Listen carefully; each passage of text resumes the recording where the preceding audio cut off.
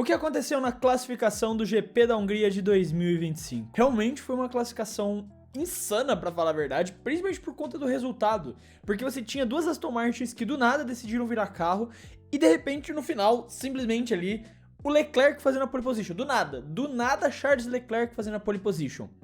E tem um motivo muito específico pra ele ter conseguido fazer essa pole que eu só fui ver antes de começar a gravar esse vídeo, quando eu tava olhando a tabela de tempos aqui certinho, e que fez sentido na minha cabeça, e cara, é um grande mérito do Leclerc.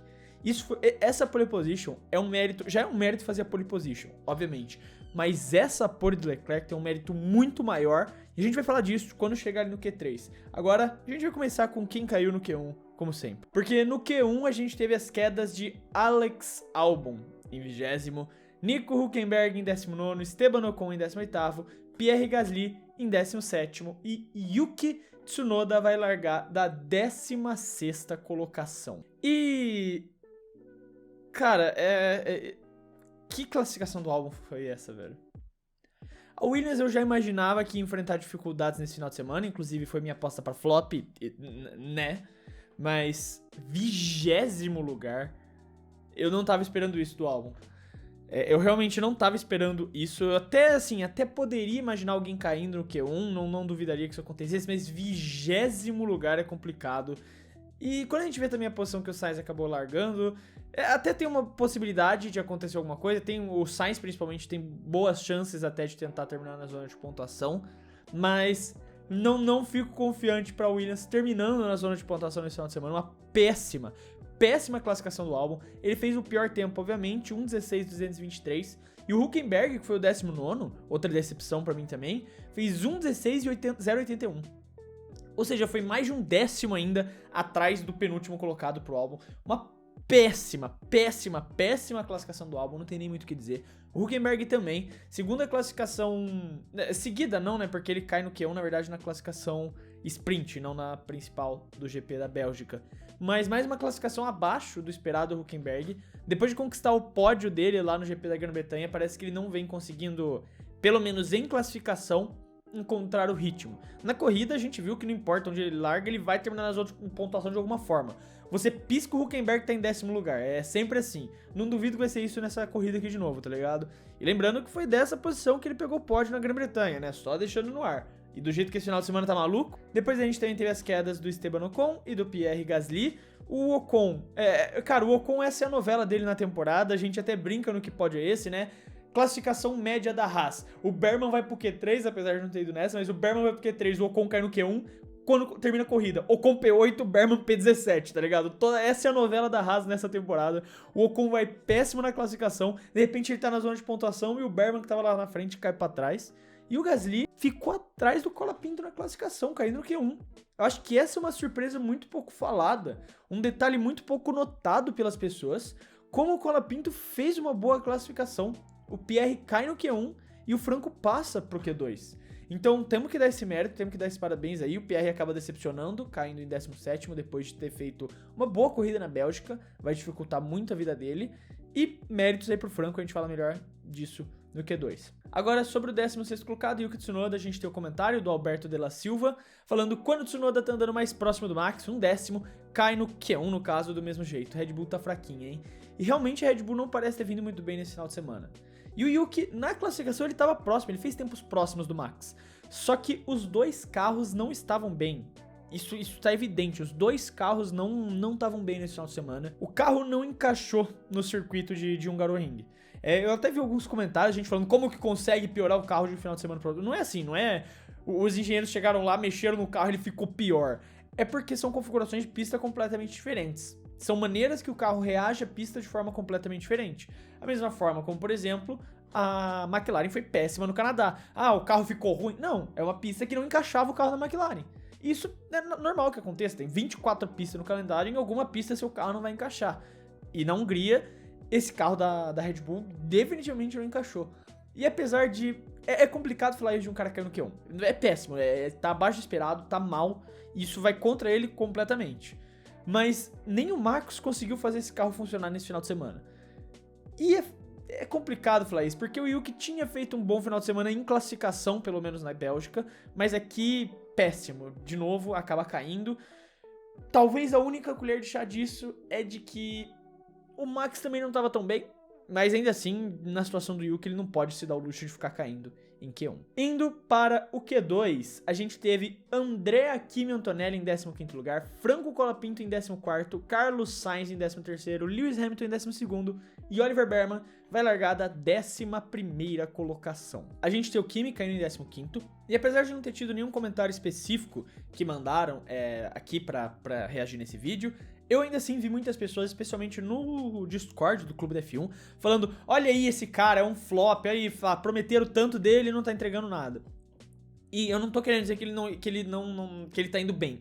Ele definitivamente não tá, desde que começou as rodadas europeias. E cara, bizarramente, só na Europa ele tá indo muito mal.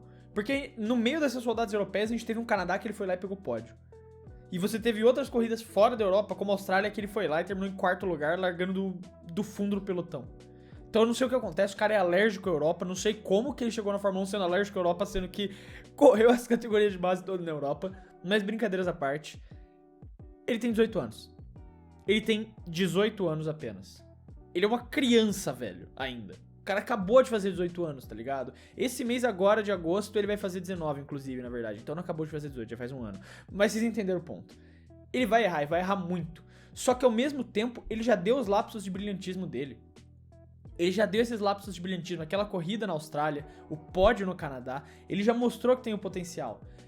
Eu acho muito errado você já tá... Assim, é que tem muito essa cultura imediatista. Tem aquela frase famosa, né, da Fórmula 1, você é tão bom quanto a sua última corrida. Não importa nada que você fez, se na última corrida você foi mal, é isso que as pessoas vão comentar de você. Então assim, eu não acho que é jogar pedra que ele não devia estar na Fórmula 1, muito pelo contrário. Ele já mostrou que tem nível, ele já mostrou que é bom, ele vai cometer erros, e não é passando pano, ele não pode ficar cometendo esses erros, especialmente a quantidade de erros que ele tá cometendo nas rodadas europeias.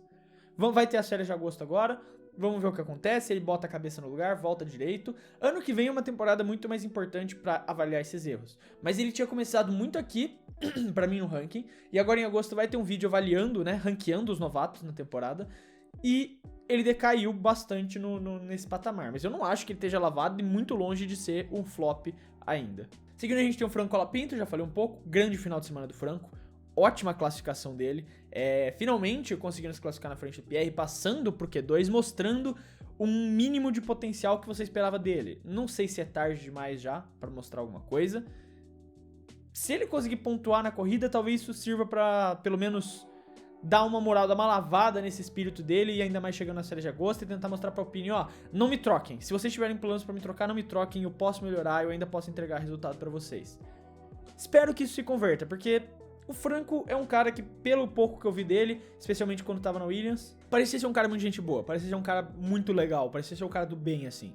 Então eu realmente torço pra que dê tudo certo, que ele consiga encontrar o ritmo dele agora, especialmente depois de uma boa classificação aqui na Hungria. Seguindo, a gente teve o Carlos Sainz, e como o Alves Santos trouxe o comentário, acho que é a regra da Williams, para um piloto passar pro Q2, Q3, o outro tem que cair no Q1, é o sacrifício que a Williams tem que fazer para que um carro vá bem. Eles já entenderam que essa temporada acabou, então um carro será sacrificado para que o outro vá bem, e é isso. O Sainz faz uma classificação decente depois de muitas más classificações, caindo no Q1 mais de uma vez. Ele não tá conseguindo ainda passar pro Q3, mas ele fez uma boa classificação, é o principal carro da Williams, e tem boas chances de pontuar amanhã, e dar uma limpada no nome dele, especialmente nesses últimos finais de semana, que ele vem sendo terrível, especialmente como foi na Bélgica. Então, torcemos aí para que o Sainz faça um grande final de semana ali, como o Alves Santos aqui mandou, o Alves Santos que também é conhecido como o Carlos Sainz vascaíno. Seguindo em 12º, Lewis Hamilton, e como o Pietro Silva disse, alguém pelo amor de Deus traga o velho Hamilton de volta. E o velho Hamilton não vai voltar no regulamento do efeito solo. Se ano que vem matarem o efeito solo, como estão prometendo que vão, aí pode ser que o velho Hamilton volte. Não sei. Só ano que vem que a gente vai descobrir. Mas realmente o Hamilton não se encaixou nesse regulamento, isso é um fato. Não adianta falar que não. Já teve muita chance de se provar, já teve muitos... Ele ainda tem suas corridas boas, que mostra que ele consegue bem, mas nos carros atuais do efeito solo, o Hamilton simplesmente não consegue ir bem. Ele não consegue se encontrar, ele não consegue se encaixar. Ele realmente não consegue trazer bons resultados. Ele ainda tem um contrato pro ano que vem, e essa vai ser talvez essa última prova, essa última fagulha de prova da qualidade do... Não da qualidade, né? Claro que a qualidade dele já é comprovada, que ele realmente... Da idade, eu quero dizer. A prova de que a idade bateu. Às vezes a idade chega pra todo mundo. Pra pessoas em momentos diferentes, mas... Vamos ver, 2025 acho que é um ano que... Acabou pro Hamilton. Essa é a verdade. É um ano que acabou pro Hamilton. Vai ser um ano pra se esquecer, pra ir até o final e se esquecer do Hamilton e ver se 2026 ele volta com o novo regulamento, com o novo carro e com o possível fim do efeito solo, mas em 2025 o velho Hamilton não volta, esquece. Essa queda no Q2, especialmente numa pista que ele historicamente sempre passa por Q3, eu acho que é uma grande prova de que o velho Hamilton em 2025 não volta. E em 11º lugar, o Oliver Bearman fazendo mais uma boa classificação. O Bearman vem fazendo boas classificações, mas ele morre na corrida. É sempre a mesma história com o Bearman. Ele faz boas classificações e na corrida ele desaba. Cara, isso é um problema muito grave. Eu acho que dos novatos, o que tem um problema mais visível e talvez mais grave é essa questão do Bearman. Talvez até mais do que... O Franco, eu não sei, porque o Franco tudo bem, o Franco ele tá indo mal em tudo, né, esse é o negócio. Então eu digo talvez em um problema específico você ser evidentemente muito ruim e ritmo de corrida do Bearman tá complicado. Ele não consegue subir posições, ele dificilmente consegue subir posições. Ele larga numa posição e ele vai terminar nela ou vai cair. Assim, ele não consegue escalar posições. Na corrida sprint ele foi bem porque ele largou lá e conseguiu se manter. Mas ele não parece conseguir escalar posições enquanto o companheiro dele, com o mesmo carro, escala várias posições. Então vamos ver, eu torço para que ele faça um bom final de semana e tente talvez pontuar ali, porque o Bortoleto tá bem na frente, então não vai custar um ponto do Bortoleto ele subir uma posição, mas ele precisa trabalhar bem nisso. Ele tá melhorando, eu tenho que ser honesto, ele está melhorando, mas ainda é um problema bem evidente dele. Indo pro Q3, nós temos em 10º lugar Isack Hadjar, 9º Liam Lawson, Max Verstappen em 8º, talvez uma das grandes surpresas, Gabriel Bortoleto em 7º, Lance Stroll em 6º, Fernando Alonso em 5º, George Russell em 4º, Lando Norris em 3º, Oscar Piastri em 2º e, surpreendendo tudo e todos, Charles Leclerc em 1º lugar, fazendo a pole position, a sua primeira pole position da temporada e a 27ª da sua carreira. Primeiro, um destaque aqui para os dois pilotos da Racing Bulls, o Lawson e o Hadjar estão encontrando ritmo. O Hadjar, ele até foi mal no Q3, ele estava indo bem em todas as classificações, sempre colocando o carro dele lá em cima. No Q3 ele não conseguiu encontrar o tempo, acabou ficando em 10º. E o Lawson, como o amigo falou recentemente aqui, num dos comentários que eu trouxe, desde Mônaco ele vem melhorando bastante, ele tá encontrando ritmo, tá encontrando a confiança dele de novo. E vem defendendo com que o nome dele mereça permanecer na Fórmula 1 para 2026, então parabéns aí pros pilotos da Racing Bulls. Agora, aconteceram algumas coisas nessa classificação. A primeira delas, como eu trouxe aqui o Dolls, Aston Martin acordou. O que aconteceu? Não, sério, o que aconteceu? O Kevin Nicholas, ele fez um post no Twitter, que assim, toda vez que o Drugo tem a mínima chance de pilotar a Aston Martin, ela vira simplesmente o carro mais rápido que você já viu na sua vida. Do nada, as Aston Martins decidem virar carro, conseguindo com o Fernando Alonso colocar o carro em 5º e 6º. E é só ameaçar ter chuva que o Stroll decide correr bem. Até tive um derrame aqui falando. Elogiar o Stroll é tão difícil que eu tive um derrame aqui falando. O cara conseguiu botar a Aston Martin em 6º lugar. Inacreditável, cara. Realmente é inacreditável o que as Aston Martins fizeram nesse final de semana. Uma grande classificação das duas Aston Martins. Uma grande classificação. Fernando Alonso se colocando ali em 5º lugar. E, cara, é difícil? É, muito. Mas não se torna impossível sonhar com pódio. Grande classificação das Aston Martins. O Fernando deve estar muito feliz do canal F com esse Alonso em 5º lugar. Mas, velho, é inacreditável a capacidade dessas Aston Martins de virar um carro bom quando o Drugo tem a mínima chance de correr só pra ele tentar sentir o gosto e não sentir, entendeu? Inacreditável. Tem até o comentário aqui do Steven, o cara que não participou do TL1 com dores nas costas em P5, falem do Alonso. É inacreditável o que o Alonso fez aqui agora, velho.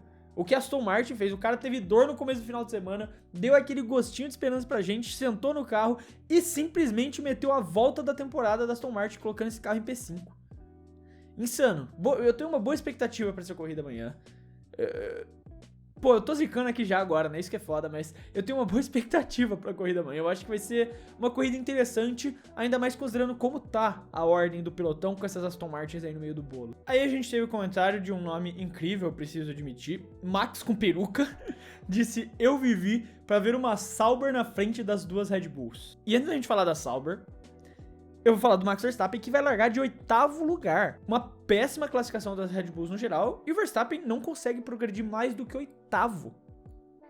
Isso é muito bizarro de se pensar. O Max realmente ele não conseguiu uma posição melhor que 8º e vai largar ali atrás.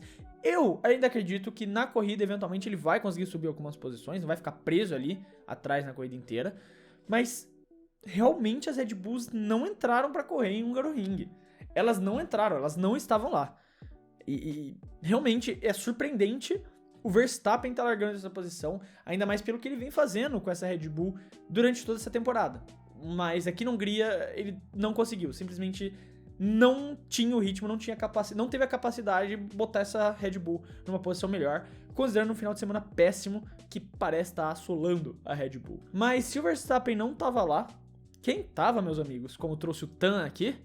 O Bortoleto, que foi fantástico mais uma vez, e botou o Hülkenberg no bolso novamente. Cara, foi uma grande classificação do Gabriel, mais uma vez botando esse carro no Q3 num final de semana que a Sauber não parecia estar tão bem, e isso precisa ser apontado. Era um final de semana que durante os treinos a Sauber não estava mostrando esse ritmo para chegar no Q3.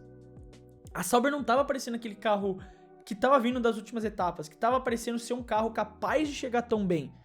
E não só bota o carro no Q3, como faz a melhor classificação dele, botando em 7º lugar. Ele enfiou a Sauber em 7º. Ele vai largar de P7.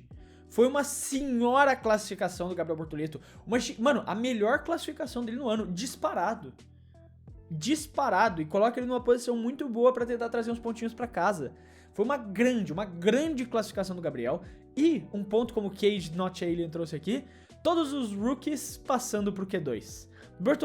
Bortoleto sendo o melhor deles e pegando uma P7 no Q3. Nessas horas, o gráfico dos rookies some, né? Assim, eu vou ser rapidamente o advogado do diabo. Eles não costumam mostrar tanto na classificação. Dito isso, na Bélgica não mostraram, né? Quando o Gabriel tava lá na frente e o Berman e o Antonelli lá atrás. Lá, nessa hora não mostraram. Quero ver amanhã na Hungria esse gráfico de rookies ali aparecendo na tela. Eu quero ver esse gráfico de rookies amanhã aparecendo na tela quando o Gabriel estiver ali em P7, P6. Vou cravar aqui, vai passar o Stroll na largada. Quero ver quando ele estiver lá na P6, esse gráfico de rookies aparecendo no cantinho lá falando Gabriel Bortoleto em primeiro. Isso a F1 não mostra. Mas grande classificação do Gabriel, de verdade, absurdo. Eu realmente tô surpreso numa maneira muito positiva. Eu tô muito feliz, cara. Gabriel Bortoleto chegou na Fórmula 1, senhores. Outro destaque aqui, George Russell em 4º lugar, muito boa a classificação dele, mais uma vez colocando a Mercedes lá em boas posições. Russell, cara, de novo chovendo molhado, o Russell vai fazer uma temporada incrível, possivelmente a melhor temporada da carreira dele. Se o carro da Mercedes estivesse bom, o que parece ser difícil de estar ultimamente, ele estaria brigando com essas McLarens. Eu afirmo sem nenhum medo disso. Se a Mercedes estivesse próxima das McLarens, ele estaria brigando ali com elas, porque ele vem fazendo uma temporada incrível, mas ele conseguiu colocar o carro no limite ali, muito próximo do tempo do Norris, inclusive. Ele fez 1:15.425, o Norris fez 1:15.413, então por muito pouco o Russell não fica P3, inclusive. Agora, sobre as McLarens e P2, a gente tem um comentário do Pietro Silva, que pipocada das McLarens, e eu tava acreditando nisso. E aí vem aquele ponto que eu falei pra vocês sobre o Leclerc. Eu peguei pra olhar o tempo de cada um no Q3, e nenhum piloto, absolutamente nenhum piloto, com exceção de um, conseguiu melhorar o tempo do Q2 por Q3. Ou seja, todos os pilotos, com exceção de um, foram piores no Q3 em questão de tempo do que no Q1. E esse um, Charles Leclerc. Então não foi pipocada das McLaren. Na verdade, o Leclerc que conseguiu encontrar uma baita de uma volta. Ele foi o único piloto de todo o Q3 que conseguiu abaixar o tempo dele do Q2. O único. Então, cara, isso realmente foi um mérito do Leclerc de uma condição de pista que, por conta do frio que estava acontecendo, da chuva que estava pingando, conseguiu encontrar a melhor forma de fazer uma volta nessa pista. Eu não acho que foi pipocada das McLarens. Muito pelo contrário, eu acho que foi um grande mérito do Charles Leclerc. O único piloto que conseguiu abaixar o tempo dele do Q2 pro Q3. Claro que as McLarens ainda tinham uma tarefa muito difícil, o tempo delas foram os únicos carros que no Q2 chegaram no 1.14, né? 1.14.890 pro Norris e 1.14.941 pro Oscar Piastri. Então, em teoria, a perda maior foi deles, porque daí voltaram para um 15 bastante, mas ainda assim, o Leclerc foi o único que conseguiu melhorar o tempo dele. E se ele não tivesse melhorado o tempo dele, se ele tivesse feito um tempo igual do Q2, pelo menos, ele não teria feito a pole. Então, ainda assim, eu não tiro o mérito do Leclerc. Pra mim foi uma voltaça do Leclerc. Finalmente ele apareceu, ele foi aquele piloto de classificação que a gente sabe que ele é, e teve até um comentário que eu vou trazer aqui pra vocês. Eu não costumo trazer imagem de comentário, né?